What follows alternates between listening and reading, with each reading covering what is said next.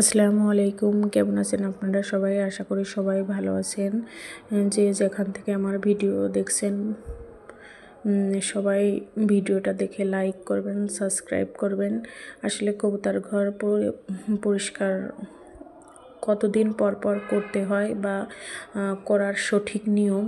কবুতর ঘর আসলে কবুতরকে সুস্থ রাখার জন্য কবুতর ঘর প্রত্যেক মাসেই পরিষ্কার করা উচিত, কারণ প্রত্যেক মাসেই কিন্তু কবুতর বাচ্চা দেয়।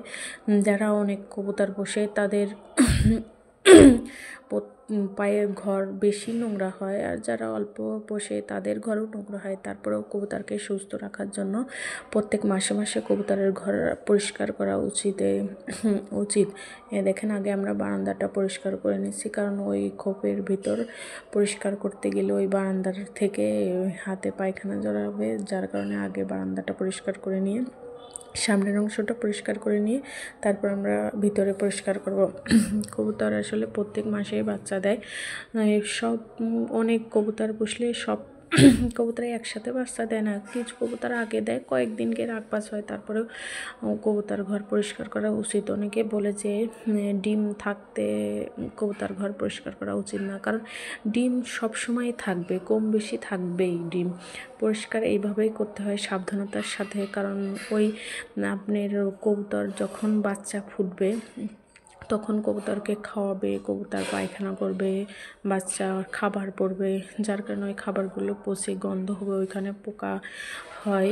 আবার কবুতরের পায়খানা অনেক দিন পরিষ্কার না করলেও পায়খানায় কিন্তু পোকা হয়, যার কারণে কবুতর অসুস্থ হয়ে পড়ে, রোগ বালাই ছড়ায়। সেই জন্য প্রত্যেক মাসে মাসে আসলে কবুতর ঘর পরিষ্কার করা আমাদের উচিত। যারা কবুতর পোষেন, পশু পাখিকে আসলে যত্ন করা উচিত। ওদের যত্ন করলে ওরা সুস্থ থাকলে ওদের থেকে আমরা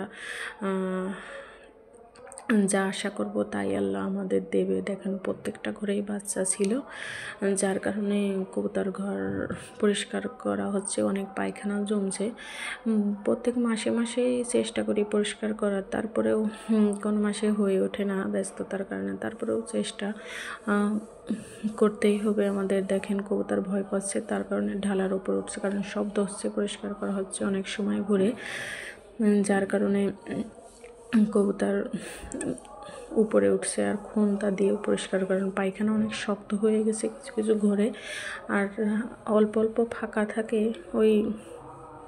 এই যে এইগুলা দিয়েও আমরা পরিষ্কার করি, যাতে পায়খানা সুন্দরভাবে চলে আসে। এখানে বাচ্চায় দেখেন, এখানে ডিম নিয়ে বসে আছে, এখানেও ডিম নিয়ে বসে আছে কবুতর, ওখানে ডিম নিয়ে বসে আছে। এদের বের করতে গেছি, কারণ এরা পাখনা দিয়ে বাড়ি দেয় আর হলো কিন্তু ঠোক দেয়। বেশিরভাগ কোপের বাচ্চা আমরা খেয়ে ফেলেছি।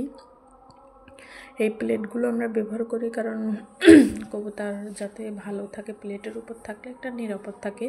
ওরা আর নিচে পায়খানা করে অনেক জমা হয়, যার কারণে যখন ডিম ফুটে বাচ্চা বের হয় তখন আমরা ওই প্লেটের উপর ওই কবুতরের বাচ্চা দেই, তখন বড় হয়।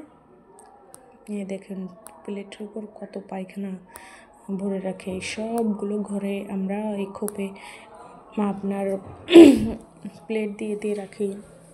কবুতরের বাচ্চা বড় হওয়ার পর তারপরে আবার ঘর পরিষ্কার করে আবার প্লেট দেয়, কিন্তু ওরা প্লেটের উপর ডিম পারে না, নিচেই ডিম পারে। প্লেটের উপর যদি ডিম রাখি, তারপরেও আপনার ডিম ওরা নিচে নিয়ে নেবে, নিয়ে বাচ্চাও তুলবে, তখন বাচ্চা ফোটার পর ওই প্লেটের উপর রেখে দেয়। এখানে সব ছাদ পরিষ্কার করার পর ময়লাগুলো এখন ফেলে দেবো, প্রচুর ময়লা ছাদে